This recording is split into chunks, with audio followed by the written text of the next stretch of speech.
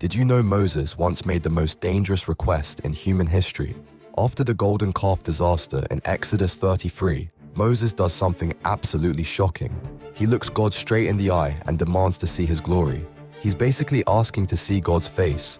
God's response sounds like something from a thriller movie. He tells Moses that no one can see his face and live, but then offers a terrifying compromise. God places Moses in a crack in the rock, like he's hiding him from an explosion. Then God covers Moses with his hand and passes by, removing his hand only so Moses can catch a glimpse of his back as he moves away. The Hebrew text suggests this was an intensely physical, almost deadly encounter where Moses had to be protected from being completely overwhelmed. This moment shows the incredible relationship Moses had with God, bold enough to demand the impossible, yet so fragile he needed divine protection from the very presence he was desperate to see.